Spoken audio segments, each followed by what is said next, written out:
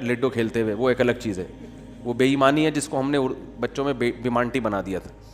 وہ بیمانٹی اور چیز ہے. کہیں آپ کہیں کہ لڈو میں تم نے گوٹ ادھر سے یوں کر دیا، چھکا چوکا آیا ہوا تھا چھکا کر دیا اس کو، تو تم بے ایمانی کر رہے ہو، تو تمہارا ایمان نہیں ہے، آخرت میں قطعاً تمہاری بخشش نہیں ہوگی. ایسا فتویٰ نہ لگا دیں. بے ایمانی کو بیمانٹی کہتے ہیں ہم لوگ. اب آپ لوگ پتہ نہیں کیا کہتے تھے، ہم تو بیمانٹی کر رہے ہیں بھائی.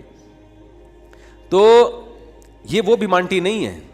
یہ جو جس بیمانٹی کی قرآن بات کر رہا ہے نا، یہ کیا مطلب؟ اللہ کے وجود کا انکار کیا جائے، یا اللہ کے ساتھ کسی کو شریک مانا جائے، یا اللہ کے کسی پیغمبر پر اعتراض کیا جائے، یا اللہ کا کوئی حکم جس کے بارے میں آپ کو 2 اور 2 4 کی طرح معلوم ہے کہ یہ واقعی اللہ کا حکم ہے، اس حکم پر اعتراض کیا جائے. کیونکہ یہ تمام چیزیں اصل میں اللہ کا انکار ہی اس سے لازم آ رہا ہے. انکار ہی لازم آ رہا ہے، گویا آپ اپنے آپ کو اللہ سے بڑا بنا رہے ہو. تو یہ ہے کفر. دوسری بات یہ کہ اسلام میں احکام کا مدار زبان پر رکھا ہے. زبان پر آج لوگ چھوٹی چھوٹی باتوں پہ زبان سے کلمہ کفر نکال دیتے ہیں، اور وہ سمجھتے ہیں کہ اس سے ہوگا کیا. ہمارے ہاں جو لبرل گھرانے میں پیدا ہونے والے بچے ہیں نا، ان کو ذرا سی ٹینشن ہو تو فوراً اللہ کو برا بلا معاذ اللہ کہنا شروع کر دیتے. میں ایسے اللہ کو مانتا ہی نہیں ہوں. ایک خاتون کے میاں نے کہیں دوسری شادی کی بات کی، ان کی وہ کہہ دی، میں اس خاتون نے فوراً کہہ دیا کہ میں ایسے اسلام کو ہی نہیں مانتی جو مرد کو اجازت دیتا ہے دوسری شادی. تو بھائی آپ کسی اور طرح سے لڑ لو اس سے، آپ اس کو نہیں کرنے دو. اس سے تھوڑی کفر ہے. تو عورت کی فطرت ہے، نہ کرنے دو اس کو. بولے بھائی مجھے بہت تکلیف ہوتی ہے، میں نہیں برداشت کر سکتی. وہ فرض تھوڑی ہے کرنا، اجازت دی ہے نا. اسلام نے گن پوائنٹ پہ تھوڑی کہا کہ لازمی کرو. وہ تو میں گن پوائنٹ لے کے بیٹھا ہوں، بندوقیں یہاں پہ ٹھا کرو، ٹھیک ہے نا. وہ تو میرا ہیڈیک ہے نا، وہ اسلام کا تھوڑی ہے. تو بھائی یہ کہہ لو کہ نہیں کرو، مجھے تکلیف ہوتی ہے، جھوٹی موٹی کی بے ہوش ہو جاؤ، جھوٹی موٹی کی خودکشی کی دھمکیاں دے دو، ہاتھ پاؤں یوں کر لو اپنے تھوڑے سے، یوں عجیب سے کر لو. یہ ہوتا ہے سارے، یہ سب چل رہا ہوتا ہے مارکیٹ میں. کچھ بھی کر لو، اس سے آپ کافر نہیں ہوگی، کیونکہ عورت کو سوگن کی تکلیف ہونا نیچرل ہے. وہ نہیں چاہتی میرا میاں کسی اور کا ہو جائے. پھر اس میں خطرات بھی ہوتے ہیں، پتہ نہیں برابری کرے گا نہیں کرے گا. تو یہ رائٹ ہے. عورت صحابیات کو بھی تکلیف ہوتی تھی. حضرت ابراہیم علیہ السلام نے جب دوسری شادی کی ہے تو آپ کی زوجہ کو، پہلی زوجہ کتنی نیک تھی، مگر ان کو بھی تکلیف ہوئی تھی. تو یہ تو نیچرل ہے. لیکن آپ اللہ پر آ جاؤ، اگر اللہ پہ اعتراضات شروع کر دو، اسلام پہ اعتراضات شروع کر دو، تو بھائی یہ اللہ سے آگے نکلنے کی کوشش ہو رہی ہے. پھر یہ کیا ہو رہا ہے؟ پھر اللہ نہیں بخش. دوسری تیسری شادی تو بہت دوسرا مسئلہ ہے. اللہ کہے گا تم نے مجھ پہ کیسے انگلی اٹھا دی ہے، مجھے کیسے غلط کہہ دیا. اور یہ آج کل بہت ہو رہا ہے، بات بات پہ کفر زبان سے نکال دیتے ہیں، غموں میں حوصلے چھوڑ دیتے ہیں. لوگ آ کے ملتے ہیں، یہ میرے ساتھ ٹینشن، یہ میرے ساتھ مسئلہ، یہ میرے ساتھ مسئلہ، پتہ نہیں اللہ کہاں ہے. ایک آدمی کے بچے کا انتقال ہوا، کہہ رہے یار اللہ کو میرا ہی بچہ مارنا تھا. بھائی تم کس کے مقابلے میں آ کے کھڑے ہو رہے ہو؟ خدا سے مقابلہ کر رہے ہو تم. تو یاد رکھو اللہ کی جو صفت ہے نا وہ ہے کبریائی، استغنا. اس سے لڑ کے، اسے برا بلا کہہ کے، اس کے خزانوں سے ایک تنکا بھی نہیں لیا جا سکتا. وہ آپ کے ان جذبات سے متاثر نہیں ہوتا. اگر آپ یہ سمجھو گے کہ میں یوں کروں گا، دیکھو باپ کے سامنے تڑیاں بعض دفعہ چل جاتی ہیں.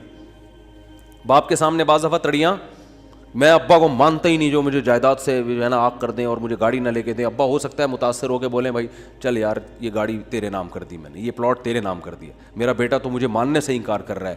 لیکن اللہ کا اصول جو قرآن اور سنت سے پتہ چلتا ہے، جو آسمانی کتابوں سے پتہ چلتا ہے، وہ اصول یہ ہے کہ آج تک کسی نے اللہ کے خزانے سے اللہ کو معاذ اللہ برا بلا کہہ کے، اللہ پہ اعتراضات کر کے، اسلام کو برا بلا کہہ کے، اللہ کے پیغمبروں کو برا بلا کہہ کے، اس طرح سے واویلا کر کے، اگر آپ یہ سمجھتے ہو کہ اللہ کو آپ پہ ترس آ جائے گا کہ ہائے بیچارہ بہت ہی مجبور ہے، تو یہ دماغ سے ہمیشہ کے لیے نکال دو. اس سے بڑی سزا میں اللہ آپ کو ڈالے گا، اس سے بڑی سزا، اور وہ جہنم کی آگ. یہ تو کچھ بھی نہیں ہے. تبھی تو خودکشی کرنے والے پر اللہ کو ترس نہیں آتا. خودکشی کرنے والا ایک طرح سے انتقام لے رہا ہے اللہ سے. کہ اللہ تو نے مجھے زندگی دی, مجھے اس قابل تو چھوڑا نہیں, تو نے تو میرے ساتھ غلط کیا, مجھے گفٹ چاہیے ہی نہیں نعمت کا. جیسے ہے نا آپ باپ نے آپ کو گفٹ دیا ہو اور آپ دشمنی میں آ کے باپ کو گفٹ واپس کر دو, مجھے نہیں چاہیے, ایسے پھینک دو آپ. تو ہو سکتا ہے باپ کا یہ اصول ہو, وہ پھر بھی وہ کہے نہیں نہیں میرا بیٹا ایسا نہیں, لیکن اللہ کا اصول نہیں ہے, اللہ کا یہ اصول نہیں. اللہ کہے گا بھائی تو کیا سمجھتا ہے, میں تجھے اور آگ میں ڈالوں گا. تو دنیا کی ٹینشنوں سے تو چاہتا تھا یہ ناکام عشق ہو گیا, عشق ناکام ہو گیا, اور یہ ہو گیا تیرے ساتھ, اور یہ ہو گیا, اور تو جاب لیس ہو گیا, اور گھر سے مہنگائی اور غربت کے تانے پڑ رہے ہیں تیرے کو, اور بے روزگاری کے تانے مل رہے ہیں, اور معاشرے میں تیری عزت نہیں ہو رہی, اور اب آ کے تو کیا کر رہا ہے, خودکشی کر رہا ہے. تو یہ سمجھ لے گا کہ میں تیرے پہ ترس کھا کے تجھے چھوڑ دوں گا. ایسا نہیں ہے.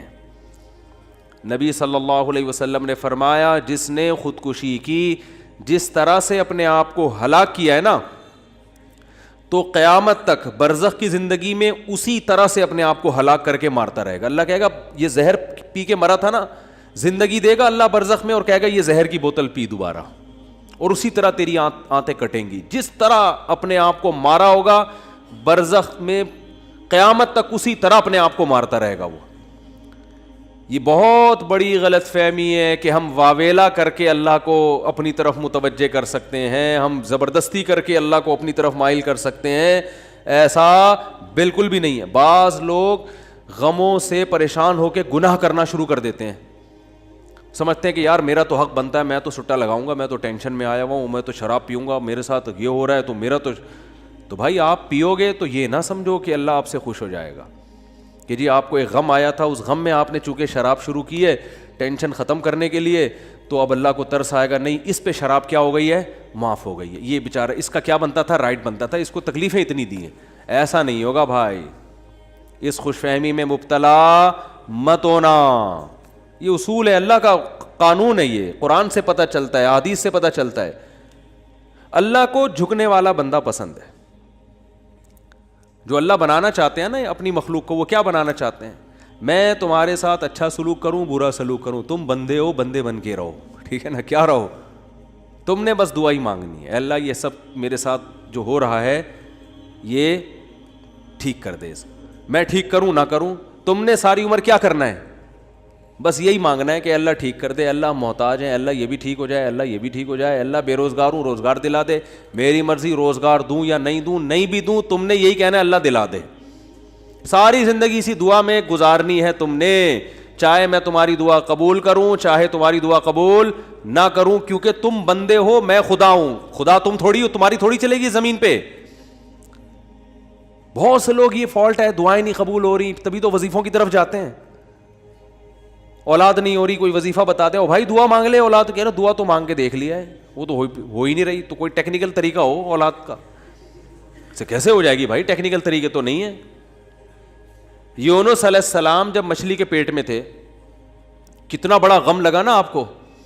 یونس علیہ السلام مچھلی کے پیٹ میں, تو اللہ سے آپ نے دعا مانگی, وظیفہ نہیں پڑھا ہے. وظیفے پڑھنا بھی جائز ہے اگر کوئی قرآن و آیتیں ہیں تو کوئی گناہ نہیں ہے, لیکن جو اصل جو اسلام کی روح ہے وہ کیا ہے, دعا. تو یونس علیہ السلام نے مچھلی کے پیٹ میں دعا مانگی, لا الہ الا انت سبحانک. دیکھو حضرت یونس علیہ السلام, ہمارا جو مزاج ہے نا وہ کیا ہے, یونس علیہ السلام کئی سال اپنی قوم کو تبلیغ کرتے رہے ہیں, قوم باز بولو نہیں آئی. حضرت یونس کو یقین ہو گیا اس قوم پہ عذاب آنے والا ہے, تو آپ نے اللہ سے نہیں پوچھا, اس لیے کہ آپ کا خیال تھا بھئی یہ عذاب تو آئے گا, تو میں اللہ کے خوف سے اب بستی کو پہلے چھوڑ دیتا ہوں. میں آپ سے یہ اجتہادی خطا ہوئی, یہ اجتہادی خطا ہوئی کہ بھئی اللہ کی پرمیشن کے بغیر آپ نے قوم کو کیوں چھوڑا. حالانکہ اس اجتہادی غلطی کے پیچھے جو اس کی بیس تھی وہ بیس بہت اچھی تھی, وہ اللہ کا خوف اور اللہ کی خشیت. اللہ کے عذاب سے بھاگنا یہ تو حکم ہے نا, فنٹر بننے کی تھوڑی اجازت ہے کہ جہاں عذاب آ رہا ہے تو کھڑے رہو وہاں دیکھو, ایسا تھوڑی ہے. قوم لوط پر جب عذاب آیا تو جو اہل ایمان تھے ان کو حکم تھا پیچھے مڑ کے بھی نہیں دیکھنا ہے, اس عذاب کو دیکھنے کی بھی اجازت نہیں, ڈرو اس سے بھاگو. جب قوم عاد قوم سمود کی بستیوں سے نبی گزرتے تھے تو چہرے پہ کپڑا ڈال کے جلدی اپنی رفتار بڑھاتے تھے, بھئی یہ اس عذاب کو اپنی آنکھوں سے بھی نہ دیکھو, خوف پیدا ہوتا ہے اس سے. تو اتنا زیادہ آپ صلی اللہ علیہ وسلم خوفزدہ ہوتے تھے. تو اللہ کے عذاب سے تو دور بھاگنے کا حکم ہے. تو اب یہاں کیا ہے کہ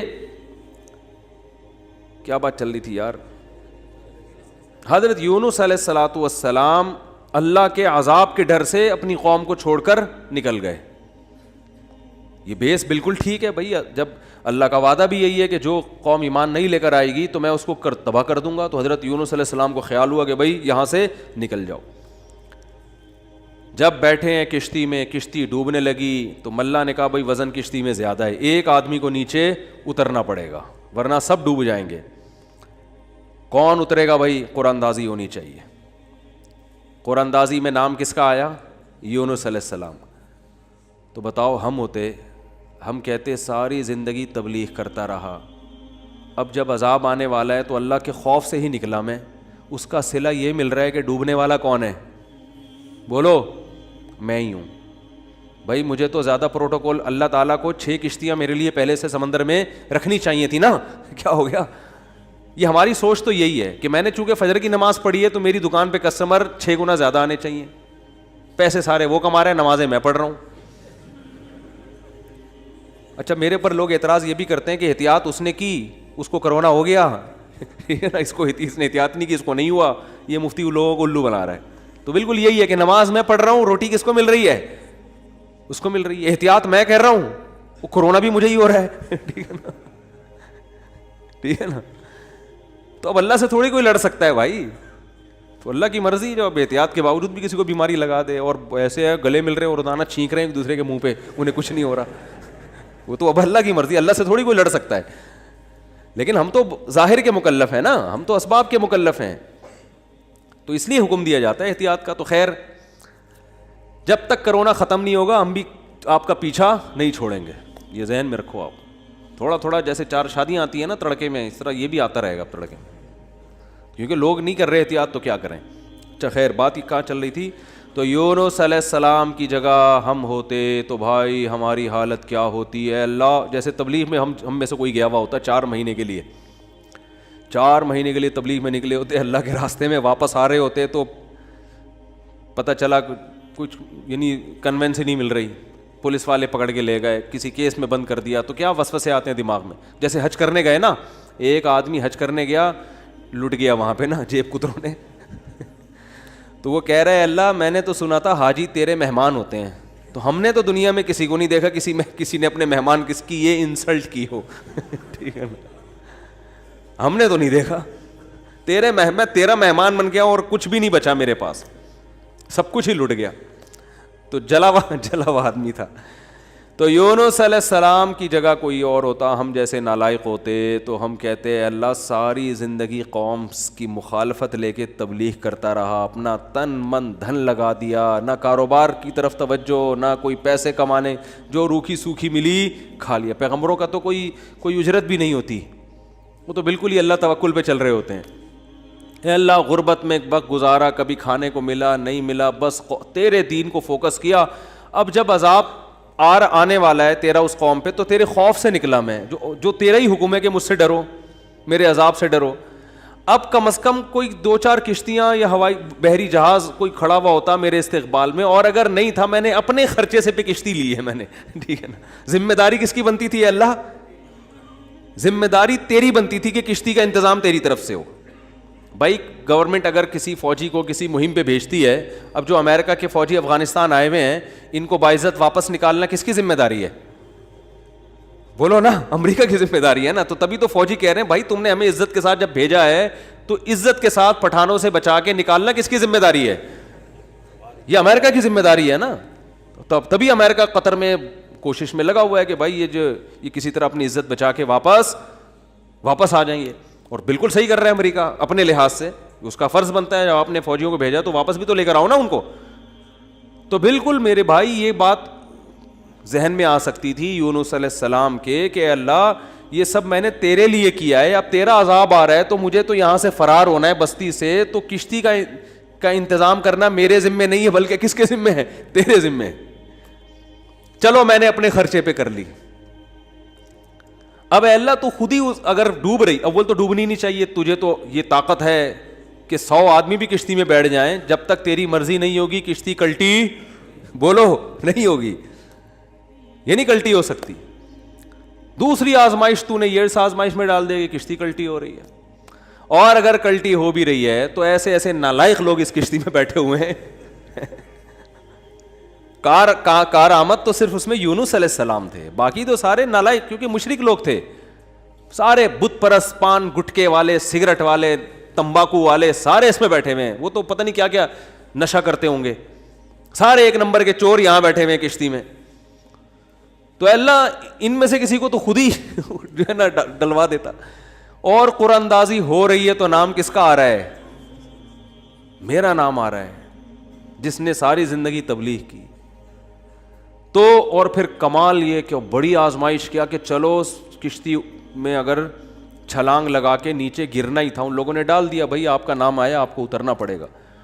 تو تیرنے کا آپشن ہوتا ہے, کہیں تیرتے رہیں گے, کوئی ٹیلا آ گیا وہاں بیٹھ گئے, یا کسی نے دیکھ لیا کوئی رسی پھینک دی جیسے, یا کہیں کنارے پہ اتر گئے. جیسے ہی چھلانگ لگائی ہے ایک اور بڑی آفت, سمندر کی مچھلی نے آپ کو نگل لیا.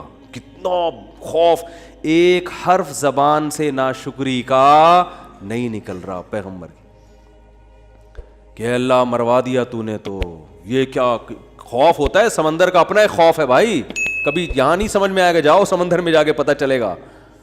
اور قرآن سے پتہ چلتا ہے رات کا وقت تھا, اندھیرا تھا, اندھیرے میں بہت, کیونکہ فنادا فی الظلمات, فی الظلمہ نہیں ہے کہ اندھیرے میں پکارا, اندھیروں میں پکارا. پتہ چلا کہ بہت سارے اندھیرے تھے, یعنی ایک مچھلی کے پیٹ کا اندھیرا, ایک سمندر کی تہ کا اندھیرا, اور ایک رات کا اندھیرا.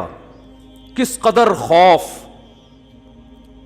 بتاؤ آج کسی کو ایسی ٹینشن ملتی ہے؟ آج یہی ٹینشن ہے, ابا نے اس دن چپیٹ لگا دیا تھا کھینچ کے, اور بھائی تمیز سے بات نہیں کر رہا, بیگم کنٹرول میں نہیں ہے, اور مفتی صاحب کے بیان سن کے اللہ کی خاطر شادی کی تھی, پھنس گئے. ایک آدمی میرے پاس آیا, کہنے لگا مفتی صاحب میری بیوی کی نا شکل اچھی ہے اور نہ بات کرنے کا انداز اچھا ہے. تو مجھے خود بتا رہا تھا, کہہ رہا اتنی بد اخلاق ہے. میں اس سے کہتا ہوں اگر تیری شکل بھی اچھی ہوتی نا, میں تیری بد اخلاقی برداشت کر لیتا. چلو یار, پتہ نہیں جھوٹ بول رہا تھا سچ بول رہا تھا, اللہ ہی جانے. اب یہ کوئی ٹینشن ہے بتاؤ؟ اصل ٹینشن تو وہ ہے نا. اچھا لوگ کہہ رہے ہوتے ہیں وہ ہو جاتا نا اچھا تھا, ہم سمندر میں ڈوب جاتے اچھا تھا. او بھائی ابھی ڈوب ہی نہیں رہے ہو اس لیے کہہ رہے ہو اچھا تھا, جب ڈوبنے لگو گے تو وہی کیفیت ہوگی. وہ جو پھندا آ گیا تھا نا درخت سے, ایک آدمی کہتا نا اللہ موت دے دے زندگی سے, تو وہ کسی نے پھندا پھینک دیا اوپر سے اور یہ کہا کہ میں اللہ ہوں, اس میں گردن ڈال لے اٹھا لوں گا. تو وہ کہتا ہے یہاں تو کوئی مذاق بھی نہیں کر سکتا ہے اللہ. تو وہ جب آتی ہے نا اپنے اوپر تو پھر یہ کنڈیشن ہوتی ہے. تو یونس علیہ السلام پر جو آزمائشیں آئیں, کتنی بڑی بڑی آزمائشیں, مچھلی کا پیٹ اور نگل گئی مچھلی اکثر ثابت نگلتی ہے. ذرا بھی شکایت, کیونکہ ہم بندے ہیں بھائی, ہماری جو ڈیوٹی ہے ہم نے وہ کرنی اور چھوٹا بن کے رہنا ہے. ہم نے اللہ کے سامنے یہ نہیں کرنا یہ کیا ہو رہا ہے, ایسا کیوں ہو گیا, میں تو تبلیغ کے لیے نکلا تھا, میرے ساتھ یہ ناانصافی. یہ نہیں ہوتا. یہ اصول قرآن کیوں یہ واقعہ ذکر کر رہا ہے؟ یونس علیہ السلام اللہ کے برگزیدہ پیغمبر ہیں. ہمارے حضرت فرمایا کرتے تھے یہ محبت کی چٹکیاں ہوتی ہیں. انسان کو جس سے محبت ہوتی ہے تو اس کو ستاتا ہے, اور یہ ستانا تکلیف برائے تکلیف نہیں, اس کے درجات کو بلند کرنی محبت کا اظہار ہے کہ میرا ایسا بندہ ہے, ایسا پیغمبر ہے, کتنی آزمائشوں میں ڈالا, زبان سے ایک حرف ناشکری کا نہیں نکل رہا, ساری اپنی طرف منسوب کہ میری غلطی ہے, میری غلطی ہے, میری غلطی ہے, میں غلط ہوں. تو قرآن کے الفاظ دیکھو, جب مچھلی نے نگلا ہے اور سمندر کی تہ میں گئی اندھیروں در اندھیرے, تو یونس علیہ السلام نے فنادا فی الظلمات, اندھیروں میں کیا پکارا, لا الہ الا انتا, اے اللہ تیرے سوا کوئی غلامی کے لائق نہیں ہے, میں تیرا غلام ہوں. انی کنت من الظالمین, میں ہی غلط ہوں, تو غلط نہیں ہے, مجھ سے کوئی غلطی ہوئی ہے اور میں تجھ سے استغفار کرتا ہوں. ان کو احساس ہو گیا کہ میں جو بغیر پرمیشن کے آیا ہوں, شاید یہ اس لیے ہو رہا ہو میرے ساتھ. دیکھو اپنے آپ کو غلط ثابت کرنے کے لیے دلائل تراشے جا رہے ہیں. کوئی اللہ نے وہی تھوڑی کی تھی اس وقت کہ آپ غلط ہیں. بس اس عمل سے اندازہ ہو گیا کہ بھائی اور تو میں نے کوئی, مجھے نہیں لگتا میرے سے کوئی گناہ ہوا ہو, تو مجھے لگتا ہے کہ یہ ہے جس کی وجہ سے اللہ کیا ہے, مجھ سے ناراض ہے. تلاش کر رہے ہیں, کوئی اپنی مسٹیک تلاش کریں, اپنے آپ کو غلط کہیں تو لا الہ الا انت سبحانک, اے اللہ تو ہر عیب سے پاک ہے. کیا مطلب؟ تو میرے ساتھ غلط نہیں کر سکتا, یہ میرا ہی کوئی عمل ہے جس کی وجہ سے ایسا ہو رہا ہے. تو تھوڑی غلط ہے, تو ہر عیب سے پاک ہے, تو ظالم تھوڑی ہے, میری غلطی ہے, میں غلط ہوں. کیا اللہ کے رحمت کے خزانے حرکت میں آتے ہیں. فَالْتَقَمَهُ الْحُوتُ وَهُوَ مُلِيمٌ, قرآن کہہ رہا ہے مچھلی نے نگلا اس حال میں کہ یونس علیہ السلام اپنے آپ کو ملامت کر رہے تھے. جب مچھلی نگل رہی تھی اس وقت بھی اپنے آپ کو ملامت کر رہے ہیں, اپنے آپ کو برا بھلا کہہ رہے ہیں, میں غلط, میں نے غلط کیا. تو جب مچھلی کے پیٹ میں جا کے توبہ استغفار کی ہے تو اللہ کی صفت استغنا دیکھو. اللہ فرماتے ہیں لولا انہ کان من المسبحین, اگر یونس اپنی غلطی کا اعتراف نہ کرتے للبث فی البطن الی یوم یبعث فی بطنہ الی یوم یبعثون, قیامت تک اسی کے پیٹ میں رہتے, وہ نہیں نکلتے. یہ اللہ کی صفت استغنا ہے کہ بھئی اللہ کو آپ ڈرا کے دھمکا کے یا اپنی غلطی کا اعتراف کیے بغیر اللہ پہ ڈال کے اللہ سے کچھ بھی منوا نہیں سکتے. اللہ کہتے ہیں ہمیشہ رہتے, لیکن اللہ کو پتا تھا نہیں ہے ایسا, وہ تو آزمایا, پیغمبر تو گناہ نہیں کر سکتے نا, تو یہ تو اللہ آزما رہے ہیں دنیا کو دکھانے کے لیے کہ میرے نیک بندے ایسے ہوتے ہیں. تو اللہ فرماتے ہیں کہ فَأَنبَذْنَاهُ بِالْعَرَاءِ, ہم نے ایک میدان میں ان کو, جب انہوں نے توبہ استغفار کی ہے تو اللہ نے مچھلی کو حکم دیا ان کو نگل دے باہر, اور وہ مچھلی نے آپ کو ساحل سمندر پہ ڈالا ہے. اب اللہ کی رحمت کے خزانے, سمندر کے ساحل پر کچھ بھی نہیں تھا. اللہ فرماتے ہیں وہاں اپنی قدرت سے ہم نے درخت پیدا کر دیا جو ان کو کیا دے گا, چھاؤں. اب معجزے ہو رہے ہیں کہ نہیں ہو رہے؟ بھئی اللہ آزمایا, اللہ نے کہا آزمائش میں پورا اترا یہ بندہ, میرے یہ نیک بندے آزمائش میں پورے اترے ہیں. اور اللہ نے اپنی قدرت سے درخت پیدا کر دیا اور حکم دیا جاؤ اپنی قوم کے پاس واپس جاؤ. قوم سے عذاب ٹل گیا. ہوا یہ تھا کہ جب یونس علیہ السلام کو یقین ہو گیا عذاب آ رہا ہے, تو یونس علیہ السلام جیسے ہی نکلے, وہ قوم تھی ہوشیار, اس کو اندازہ ہو گیا کہ بھائی یہ جب تک ہم میں تھے تو عذاب کا چانس نہیں تھا, یہ گئے ہیں تو اب واقعی آئے گا. تو عذاب دیکھے بغیر انہوں نے توبہ تائب شروع کر دی, تو اللہ نے وہ عذاب آنے والا ان سے کیا کر دیا, ٹال دیا. یہ ہے اللہ کی رحمت, اللہ کے غضب پہ کیا رہتی ہے, بولتے کیوں نہیں بھائی, غالب. تو یہ واقعہ بھی ثابت ہو گیا, رحمت ہمیشہ گراف اللہ کا اوپر رہتا. ہاں عذاب دیکھ لیتے اور مذاق اڑاتے, جیسے قوم عاد نے مذاق اڑایا. فلما رأوه عارضا مستقبل اودیتہم, جب انہوں نے بادلوں کو اپنی طرف آتے ہوئے دیکھا, پیغمبر بتا رہے ہیں کہ یہ عذاب ہے, تو کہہ رہے ہیں ھذا عارض ممطرنا, کوئی عذاب نہیں ہے بھائی, بادل تو آتے ہیں برستے بھی ہیں, کوئی نارمل. وہ تو آخری دم تک ڈٹے ہوئے تھے.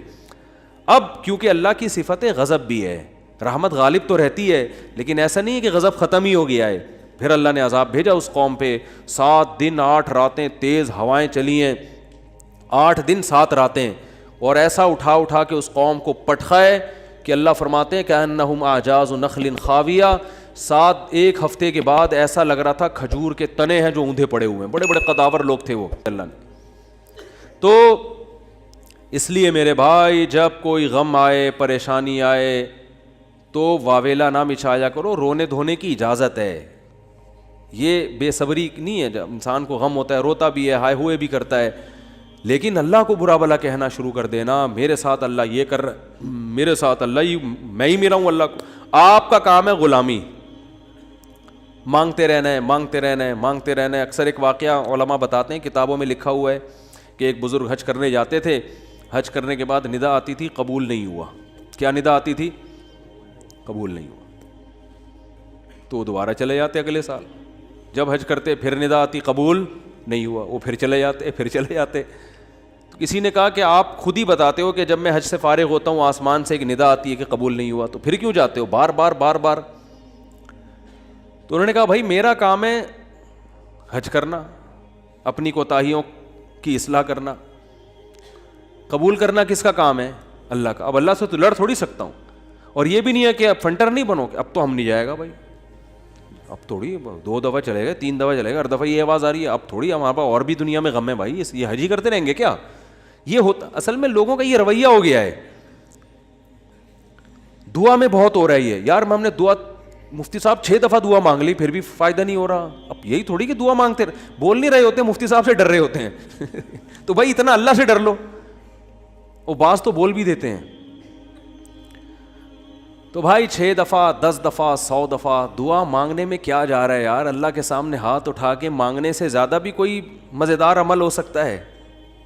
نہیں قبول ہو رہی، اہل اللہ کہتے ہیں نہیں قبول ہو رہی نا، اس میں مانگنے میں اور زیادہ مزہ ہے. ٹھیک ہے نا، اس میں مانگنے میں یہ اللہ ایمان کا امتحان لے رہا ہے، تو ہم غیب پر ایمان کے دعوے دار ہیں. اللہ تو نہ قبول کر، ہم تو مانگتے رہیں گے، ہمیں مزہ اسی میں آتا ہے. حضرت عمر رضی اللہ تعالی عنہ کا قول ہے کہ مجھے اس سے غرض نہیں ہے کہ میری دعا قبول ہو رہی ہے کہ نہیں ہو رہی، یہ تو میرا کام ہی نہیں ہے کہ یہ اللہ کی ذمہ داری ہے، یہ ہماری ٹینشن، یہ تو میں حضرت عمر کے الفاظ اپنی زبان میں بتا رہا ہوں، یہ ہماری ٹینشن ہے ہی نہیں، یہ تو اللہ کا کام ہے نا، قبول کرنا تو اس کا کام ہے. فرمایا مجھے اس کی فکر ہوتی ہے کہ دعا مانگنے کی توفیق مل رہی ہے کہ نہیں مل رہی. ایسا نہ ہو مایوسی اتنی پیدا ہو جائے کہ دعا مانگنے ہی کی توفیق چھن جائے. یہ ڈینجرس ہے، یہ خطرناک ہے کہ اللہ نے آپ کو اپنے در سے محروم کر دیا، ہاتھ اٹھانے کی توفیق سلب کر لی. اور آج لوگوں میں یہ نظر آتا ہے دعا مانگنے کی توفیق نہیں مل رہی، کیونکہ ان کی پوری نظر اسباب پہ ہوتی ہے، اللہ پہ نظر ختم. یہ بہت خطرناک ہے. دیکھو اسباب پہ نظر رکھو گے، ہو سکتا ہے اسباب اختیار کر کے کام تو ہو جائے، لیکن اللہ کی جب عدالت میں کیس لے کے جاؤ گے، فائل داخل کرو گے، وہاں سے جو کام جب منظور ہوگا نا، اس کام کی نوعیت میں اور آپ کے کام کی نوعیت میں زمین اور آسمان کا فرق ہوگا.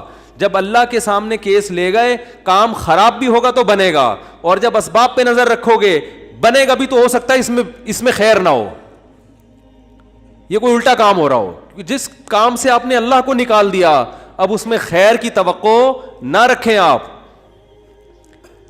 آپ بیمار ہوئے، صرف دواؤں پر اکتفا کیا ہوا ہے آپ نے، اللہ سے دعائیں نہیں مانگتے اور ضرورت بھی محسوس نہیں کرتے کہ چھوڑو یار، جب میں آگمنٹن کھا رہا ہوں، جب میں یہ سیرپ پی رہا ہوں، تو گورے بھی تو ٹھیک ہوتے ہیں نا بغیر دعا کے. کیا خیال ہے بھائی؟ جب وہ ٹھیک ہوتے ہیں تو مجھے دعا مانگنے کی کیا ضرورت ہے؟ تو عین ممکن ہے آپ ٹھیک ہو جاؤ، دوا اثر کرتی ہے، اللہ نے دنیا کو اسباب سے جوڑ دیا، لیکن یہ ٹھیک ہونا بھی آپ کے لیے نقصان کا ذریعہ بن سکتا ہے. اور آپ دعا مانگو دوا کے ساتھ، ہو سکتا ہے آپ ٹھیک نہ ہو، لیکن پھر ٹھیک نہ ہو کے بھی اس میں اللہ کیا ڈال دے گا؟ بولو نا، خیر ڈالے گا. اللہ اس میں خیر ڈالے گا. جیسے یونس علیہ السلام کو مچھلی کے پیٹ میں اللہ نے داخل کیا ہے ان کے درجے کو اور بلند کرنے کے لیے. اگر یونس علیہ السلام کے ساتھ یہ مچھلی والا واقعہ نہ ہوتا تو شاید یونس علیہ السلام کا ذکر قرآن مجید میں نہ ہوتا. کیونکہ پیغمبر تو لاکھوں آئے ہیں نا، سب کا تذکرہ تھوڑی ہے. اور نبی صلی اللہ علیہ وسلم نے حضرت یونس کی فضیلت الگ سے بیان کی ہے. فرمایا لا تفضلونی علی یونس، مجھے یونس پر فضیلت مت دو. حالانکہ دیکھو یہ تو اجماعی عقیدہ ہے کہ ہمارے نبی تمام پیغمبروں سے افضل ہیں، لیکن کیا مطلب نام لے کے میرے مقابلے میں یونس کو نہ لے کر آؤ کہ میں ان سے زیادہ افضل ہوں. کیوں؟ کیونکہ اس میں اس بات کا امکان تھا کہ شاید اس واقعے کی وجہ سے لوگ یونس علیہ السلام کی توہین نہ کر رہے ہوں کہ وہ اللہ کی پرمیشن کے بغیر چلے گئے تھے. تو کہیں اس واقعے کو بنیاد بنا کے لوگ ایسا نہ ہو کہ کہیں کہ ہمارے نبی تو افضل ہے، یونس علیہ السلام افضل نہیں ہے، کیونکہ ہمارے نبی تو بغیر پرمیشن کے کوئی کام نہیں کیا اور یونس علیہ السلام تو اللہ کی پرمیشن کے بغیر چلے گئے تھے. اس لیے نبی نے اس کانسیپٹ کو درست کرنے کے لیے، کلیئر کرنے کے لیے کہ کہیں تمہارے ذہن میں یہ چیز نہ ہو. اس لیے کیا مطلب حدیث کا کہ یونس علیہ السلام کا نام لے کے دونوں کو مجھے ان کے مقابلے میں لا کے کھڑا مت کرو، اور یہ مت کہو کہ محمد صلی اللہ علیہ وسلم حضرت یونس سے افضل ہیں. حالانکہ افضل ہیں، لیکن جہاں بھی حضرت یونس کی توہین کا ذرہ برابر بھی شائبہ نکلتا تھا آپ صلی اللہ علیہ وسلم نے اس سے منع کر دیا. اس لیے کہ آپ صلی اللہ علیہ وسلم جانتے تھے کہ یہ جو کچھ یونس علیہ السلام کے ساتھ ہوا یہ اصل میں آپ کو بلند مرتبہ دینے کے لیے ہوا تھا، اور یہ بتانے کے لیے ہوا تھا کہ اللہ کی صفت استغنا کیا ہے، اور یہ بتانے کے لیے کہ اللہ سے لڑ کے کوئی چیز نہیں لی جا سکتی، اور یہ بتانے کے لیے کہ غموں میں، ٹینشنوں میں، پریشانیوں میں اللہ کے نیک بندوں کا رویہ کیا ہوتا ہے. اور میں آپ کی جنرل نالج کے لیے ایک بات یہ بھی بتا دوں کہ جس کا یہ لائف اسٹائل ہوگا نا وہ ٹینشنوں میں بھی خوش رہے گا. ویسے ہی ٹینشن ختم کر لیتے ہیں اللہ اس سے, کیونکہ وہ ہر ٹینشن کو کس کی طرف سے سمجھ رہا ہے؟ اللہ کی. تو جب اللہ ہمارا ہے اور وہ اپنے بندوں کا اچھا چاہتا ہے تو اس میں ٹینشن دے کے بھی ہماری کیا ہوگی؟ اس میں خیر ہی ہوگی. اس نے یعقوب علیہ السلام سے جو بیٹا چھینا تو یعقوب علیہ السلام کو نوازنے کے لیے چھینا.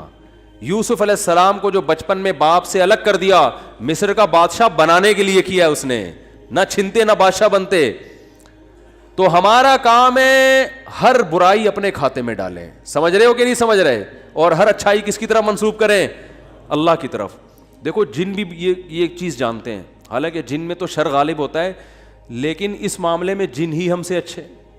سورہ جن میں ہے کہ 28ویں پارے میں 29ویں پارے میں ہے نا سورہ جن, اس میں اللہ تعالیٰ نے جنات کی تبلیغ کا تذکرہ کیا ہے.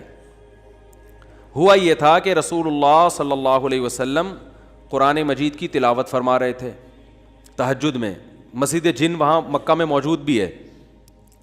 تو جنات کا ایک وفد وہاں سے گزرا. انہوں نے جب قرآن سنا تو بڑے حیران ہوئے, یہ تو بالکل ویسا کلام ہے جیسا موسیٰ علیہ السلام پر نازل ہوئی تھی تورات اور حضرت عیسیٰ پہ انجیل. یہ تو بالکل ویسا کلام ہے.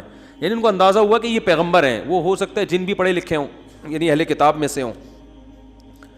تو وہ اچھا اس میں توحید کا بیان بھی تھا. تو وہ جنات جا کے اپنی قوم کو تبلیغ کرنے لگے.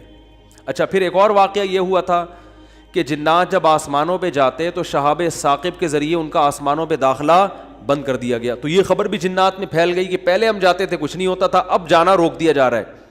یہ جو شہاب ثاقب ہوتے ہیں نا چنگاریاں, اس پہ سائنسدان اعتراض کرتے ہیں یہ تو ویسی رگڑ لگنے سے وہ یعنی ستاروں کی ایک ٹکڑے سیاروں کے ٹکڑے ٹوٹتے ہیں, رگڑ دگنے سے یہ ہوتا ہے. تو یہ کوئی اسلام کے منافی نہیں ہے. اللہ تعالیٰ کسی جن کو مار سکتے ہیں, اس کے فرشتے کسی جن کو مار سکتے ہیں اس کے ذریعے, رگڑ بھی لگے اور وہ جل بھی جائے اور جن بھی مر جائے. تو اس میں کون سا کوئی وہ ہمیں جن تھوڑی نظر آ رہا ہے, ہمیں تو وہ شہاب ثاقب جاتا ہوا نظر آ رہا ہے. اور یہ بھی ضروری نہیں ہے کہ جب بھی شہاب ثاقب ٹوٹے تو کوئی جن ہی مر رہا ہو, اس سے اتفاقی حادثہ بھی ہو سکتا ہے. یہ تو اسلام نے یہ نہیں کہا کہ جب بھی آسمان پہ آپ کو رگڑتا ہوا ستارے کا ٹکڑا نظر آئے گا تو وہ جن ہی ہے جس کے پیچھے جا رہا ہے. وہ بعض دفعہ ایسے ہوتا ہے کہ جنات کا تعاقب ہوتا ہے اس کے ذریعے. تو یہ نبی کے دور میں ہوا, اور اس کی دلیل یہ ہے کہ جب قرآن کی آیتیں نازل ہوئی نا کہ جنات نے کہا کہ ہم جب جاتے ہیں تو شہاب ثاقب آتا ہے, تو اس پر کسی مشرک نے اعتراض نہیں کیا کہ یہ تو پہلے بھی آ رہے تھے, اب تھوڑی آ رہے ہیں, کوئی نیا واقعہ تھوڑی ہے, یہ تو پہلے بھی آ رہے ہیں. تو جنات نے یہ کہا کہ ہم نے دیکھا ہے کہ ہمارا اوپر داخلہ بھی کیا ہو گیا, منع ہو گیا. تو دنیا میں کوئی بڑا واقعہ ہوا, تو واقعہ انہوں نے دیکھا کہ بھائی یہ قرآن نازل ہو رہا ہے اور یہ کوئی دنیا میں نیا مذہب آیا ہے اور یہ پیغمبر ہیں. تو انہوں نے جا کے اپنی قوم کو تبلیغ کی, جس کا سورہ جن میں تذکرہ ہے. تو تبلیغ میں انہوں نے یہ الفاظ کیے کہ وَأَنَّا لَمَسْنَا السَّمَاءَ فَوَجَدْنَاهَا مُلِئَتْ حَرَسًا شَدِيدًا وَشُهُبًا. ہم پہلے کی طرح جب آسمانوں پہ جاتے ہیں تو ہم اس میں پہرے دیکھ رہے ہیں اور شہاب ہے, پتھر ہیں جن سے ہمارا تعاقب ہو رہا ہے. تو یہ کچھ کام ہوا ہے. آگے کیا کہتے ہیں, اِنَّا لَا نَدْرِي, ہمیں نہیں پتا. یہ جو دنیا میں عجیب سا کام ہوا ہے نا, لا ندری, ہمیں معلوم نہیں ہے. اشر ارید بمن فی الارض, کہ جو لوگ زمین میں رہتے ہیں ان کے ساتھ برائی یعنی شر کا ارادہ کیا گیا ہے. ام اراد بہم ربہم رشدا, یا اہل زمین کے جو رب ہیں اس رب نے ان کے ساتھ خیر کا ارادہ کیا ہے. آپ کا آئی کیو لیول اگر اچھا ہوتا تو مزہ آ جاتا. آپ ترجمے سے بات سمجھ میں آئی؟ وہ کیا کہہ رہے ہیں, ہمیں نہیں پتہ یہ جو نیا واقعہ ہوا ہے اہل زمین کے ساتھ برائی کا ارادہ کیا گیا ہے, پیسو وائس فعل مجہول, یا اللہ نے ان کے ساتھ خیر کا ارادہ کیا ہے. بھائی یہ بھی کہہ سکتے تھے کہ ہمیں نہیں پتہ کہ اللہ نے ان کے ساتھ خیر کا ارادہ کیا یا شر کا ارادہ کیا ہے. شر اور خیر دونوں کی نسبت کس کی طرف کرتے؟ اللہ کی طرف, کہ پتہ نہیں اللہ اب انسانوں سے اچھا چاہ رہا ہے یا کوئی عذاب آنے والا ہے یا کوئی کچھ اچھا ہونے والا ہے, ہمیں نہیں پتہ لیکن کچھ ہونے والا ہے. نہیں آ رہی بات؟ ارے بھائی جنات کو جب یہ واقعہ ہوا نا, اوپر جانا بند ہو گیا آسمانوں پہ, تو جن آ کے آپس میں گول میز کانفرنس بلائی. انہوں نے بولا کہ بھائی کچھ کام عجیب سا ہو رہا ہے, کچھ ہو رہا ہے. یا تو کوئی بہت اچھا ہوگا یا کچھ برا ہو رہا ہے. یعنی کچھ نہ کچھ تو ابھی کائنات میں نیا ہوگا, اس زمین پہ کچھ نیا ہوگا. بمن فی الارض, اہل زمین کے ساتھ کچھ نیا ہونے والا ہے. اب یہ نہیں پتا کہ اچھا ہونے والا ہے یا برا, تو یا تو دونوں میں اللہ کا نام نہ لیتے, یہ کہتے ہمیں نہیں پتا اچھا ہونے والا ہے یا برا ہونے والا, یا اگر اللہ کی طرف نسبت کرنی تھی تو یہ کہتے ہیں ہمیں نہیں پتا کہ اللہ اچھا کرے گا یا اللہ ان کے ساتھ کیا کرے گا, برا کرے گا. بھائی جو بھی کرے گا اللہ ہی کرے گا نا. یا تو اللہ کی طرف منسوب کرو اچھائی کو بھی اور برائی کو بھی, کہ ہمیں نہیں پتا کہ اللہ نے جو آسمان میں پہرے لگا دیے ہیں تو اب اللہ کا ارادہ ہے کہ اہل زمین کے ساتھ کچھ بہت اچھا کرے گا یا اللہ ان کو سزا دے گا, کوئی برا ہوگا ان کے ساتھ. لیکن جنات کا انداز دیکھو, وہ کہہ رہے ہیں جب برائی کی بات آئی تو اللہ کا نام درمیان سے غائب کر دیا. اشر اریدا, اریدا جو میرے تفسیر کے لیکچر سن رہے ہیں نا اسپیچز چینل پہ, ان کو پتا ہے اریدا اکریما کی طرح ہے, پیسو وائس, ارادہ کیا گیا ہے. کس نے کیا یہ نہیں بتا رہے, کیا تو اللہ نہیں ہے. برائی کا ارادہ کیا گیا ہے زمین والوں کے ساتھ یا اللہ نے اچھائی کا ارادہ کیا ہے. اب آئی سمجھ میں؟ اب بھی اگر نہیں سمجھ میں آیا تو آئی کیو لیس لوگ ہیں آپ لوگ. پھر وہی پہلی ہے کہ وہ جو سیٹھ صاحب تھے نا, بے وقوف تھے, اپنے شاگرد سے کہہ رہے ہیں, اپنے ملازم سے, کہ ایسی پہیلی پوچھ کہ اس کا جواب میں بتا سکوں, ورنہ بے عزتی ہو جائے گی نا. اور اگر نہیں بتایا نا میں نے اس پہیلی کا جواب تو میں تجھے چھوڑوں گا نہیں, تیری گردن اڑا دوں گا میں. اب پہلی پوچھ لیکن آسان, تاکہ میری عزت بھی ہو جائے کہ بھائی سیٹھ نے پہلی کا جواب دیا ہے, جب جواب دوں گا عزت ہوگی, بھائی بڑے ذہین ہیں آپ. تو آہستہ سے اس کو کان میں کہہ دیا کہ ایسی پوچھنا کہ مجھے جواب اس کا آ بھی جائے, اتنی مشکل نہ ہو. اب یہ جو ملازم تھا نا, یہ گرو کہتے ہیں نا اس کو, گرو کہتے ہیں کہ ایک چیلا کہتے ہیں, چیلا یا چیلا, بچہ بڑا ہوشیار ہے ماشاء اللہ, چیلا. تو وہ چیلا کے اب سوچنے لگا کہ یار ایسی پہلی پوچھو کہ بہت آسان ہو. اب اس نے پہلی سوچ کے آیا, سرائکی میں یہ لطیفہ ہے اصل میں, دیکھو ہک چانٹ مرے سا سدھا تھیا ویسے, یہ میں نے ایک لفظ سیکھا ہے ابھی سرائکی کا. اب کسی کا مطلب نہ پوچھنا, وہ چماٹ لگا دے گا آپ کو کھینچ کے. دیکھو ہک چانٹ مرے سا سدھا تھیا ویسے, ٹھیک ہے نا. تو یہ کسی سے کہنا نہیں, ورنہ کوئی گارنٹی نہیں ہے, ٹھیک ہے نا. تو وہ جو تھا نا, اس میں اس نے پہلی سوچی, اس نے کہا حضور, اب مجھے پوری سرائکی تو آتی نہیں نا, وہ ہمارے حضرت سرائکی میں سناتے تھے یہ لطیفہ, وہ مزہ سرائکی میں ہی ہے. خیر, ہک مخلوق ہے, پونچھ گھمیندی ہے, چولہے کے گرد گھومدی ہے تے میاؤں میاؤں کریندی ہے. ہیں بھائی, پونچھ بلی ہے نا, سب کو پتا ہے بھائی, اور چولہے کے گرد اکثر گھومتی ہے, اور آخر میں کمبخت نے یہ بھی بتا دیا کہ میاؤں میاؤں کریندی ہے, کہ یار ایسا نہ ہو یہ کوئی شیر اور چیتا کو لے آئے. اب یہ کھوپڑی اس کی کام نہیں کر رہی نا, ٹھیک ہے, آئی کیو. اب یہ گھنٹہ بیٹھ کے سوچ کے کہتا ہے یار کس مصیبت, کہہ رہے ککیڑ مرغا نا. اب یہ جو چیلا تھا نا, اس نے بولا اگر میں نے بول دیا نا کہ یہ غلط ہے تو میری تو ایسی کی تیسی. اور یہ تھا ڈیڑھ ہوشیار. یہ اگر یہ کہہ دیتا کہ جی یہ جو ہے کیا نام ہے صحیح جواب دیا, تو اس کو یہ شبہ تھا کہ جو میرا گرو ہے وہ کہے گا کہ یہ شاید 2 نمبری کر رہا ہے. تو اس نے بڑی چالاکی سے ایک کام کیا, اس نے بولا حضور لگتا ہے کسی نے دسیا ہے. یعنی اتنی مشکل پہلی میں نے پوچھی تھی اور آپ نے بالکل درست جواب دیا, یہ کسی نے یقیناً آپ کو بتایا ہے. تو جواب کہتے ہیں نہیں, عقل جی دوڑ ہے, عقل کی دوڑ ہے بھائی, ادھر کیا ہے یہ عقل جی دوڑ ہے. ہمارے ادھر ایسی پڑھتے تھے, عقل جی دوڑ ہے, عقل کی دوڑ ہے بھائی یہ.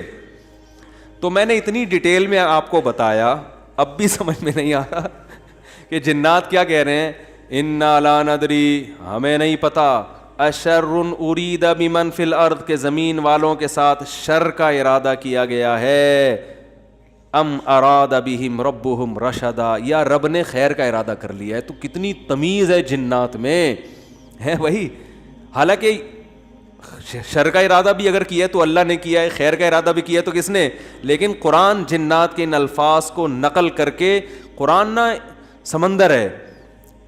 بہت سارے مضامین قرآن میں ہوتے ہیں, ایک ایک آیت میں بہت ساری چیزیں نکل رہی ہوتی ہیں.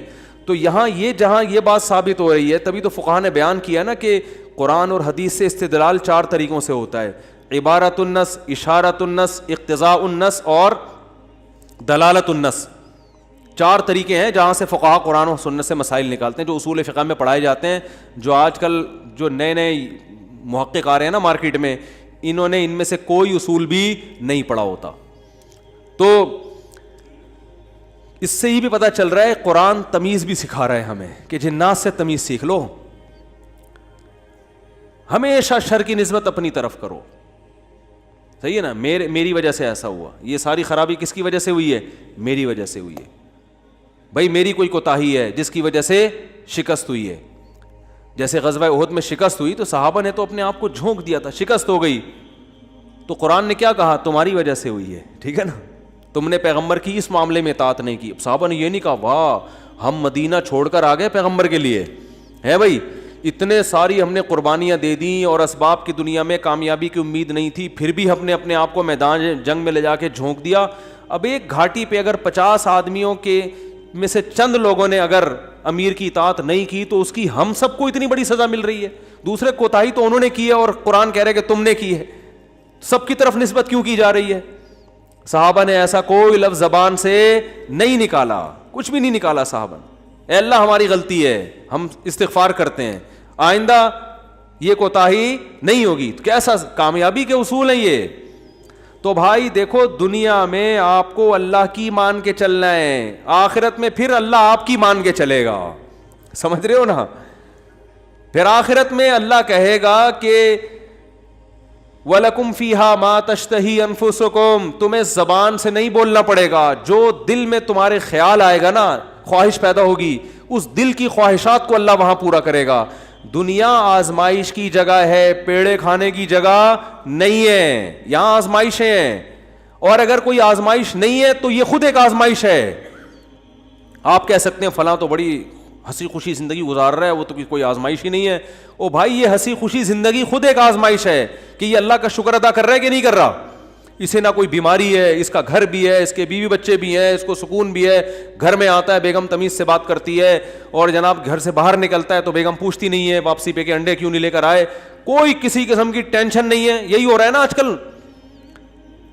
اور جناب ابا بھی ٹھیک ہیں, اماں بھی ٹھیک ہیں, ملک کی حالات بھی ٹھیک ہیں, بے روزگاری بھی نہیں ہے, بلب کے والدین کو گالیاں دینے کی بھی ضرورت نہیں ہے, لائٹ بھی نہیں جا رہی ہے, پنکھا بھی چل رہا ہے, بٹن دباؤ پنکھا چلتا ہے. جیسے آسٹریلیا میں تو یہی ہوتا ہے, بٹن دباتے تھے پنکھا چل جاتا تھا. وہاں پہ میں حیران ہوتا تھا یار, ہم تو دیکھتے ہیں ٹرائی کر کے چلا کہ نہیں چلا.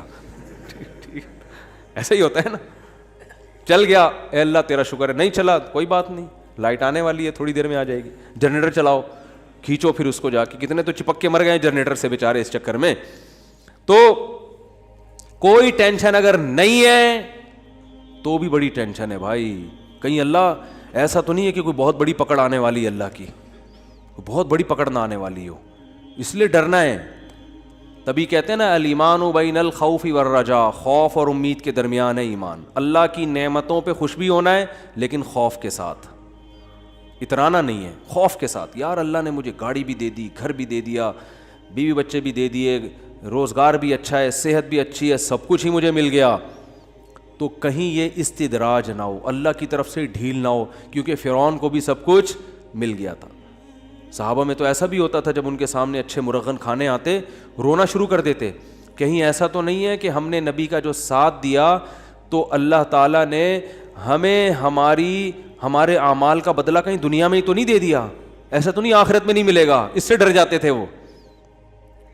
اور آج ہماری حالت دیکھو, خوشی ملتی ہے تو اترانے لگتے ہیں, دوسروں کو نیچا دکھانے لگتے ہیں, اور ایسے سمجھتے ہیں ہم سے بڑا فنٹر دنیا میں کوئی ہے ہی نہیں, اور اعمال سے پیچھے ہٹ جاتے ہیں. خوشی ملی ہے نا تو اعمال سے کیا ہو جاتے ہیں پیچھے, اور غم ہوتا ہے تو واویلا کرنا شروع کر دیتے ہیں. جیسے قرآن نے کہا ان الانسان خلق ہلوعا اذا مسہ الشر جزوعا واذا مسہ الخیر منوعا, کہ انسان کو جب شر پہنچتا ہے, جزوعہ جزا فضا شروع کر دیتا ہے, واویلا ہائے میرے رب نے یہ کر دیا, ہائے میرے اللہ نے یہ کر دیا میرے ساتھ, میں ہی ملا تھا اب ٹینشن دینے کے لیے. اور جب خوشیاں ملتی ہیں منوعا, اللہ فرماتے ہیں کنجوس بن جاتا ہے, میرا مال میں خرچ نہیں کروں گا, میں غریبوں کا خیال نہیں کروں گا, میرا پیسہ ہے, میری محنت ہے. تو کہیں الا المصلین فرمایا کچھ لوگ ہیں جو معتدل ہوتے ہیں کہ جب غم پہنچتا ہے تو صبر کرتے ہیں, خوشی پہنچتی ہے تو اللہ کی اطاعت میں اور زیادہ بڑھ جاتے ہیں. اور وہ کون لوگ ہیں؟ الا المصلین الذین هم علی صلاتهم دائمون, وہ نمازی جو اپنی نمازوں کی حفاظت کرتے ہیں. اور والذین هم من عذاب ربهم مشفقون, آخرت کا سوچ سوچ کے ڈرتے رہتے ہیں. لفروجہم حافظون, اپنی شرمگاہوں کی حفاظت کرتے ہیں. الا علی ازواجہم او ما ملکت ایمانہم, سوائے اپنی بیویوں کے کسی اور کے پاس نہیں جاتے. لاماناتہم وعہدہم راعون, اپنے ایگریمنٹ کے پابند ہوتے ہیں, کسی کو زبان دے کے پیچھے نہیں ہٹتے معاہدوں کے. تو اللہ نے جو خوف دن کے دل میں نا ان کی یہ صفات بیان کی ہیں, فرمایا یہ نارمل لوگ ہوتے ہیں. یہ کیا ہوتے ہیں؟ نارمل. آج کسی مفتی طارق مسعود صاحب کے بیانات سننے کے لیے youtube.com/مفتی طارق مسعود کو سبسکرائب کریں. اور اگر آپ لائیو ویڈیو کو کبھی بھی مس نہیں کرنا چاہتے ہیں تو سبسکرائب کرنے کے بعد بیل آئیکن پہ کلک کرنا مت بھولیں. جزاک اللہ.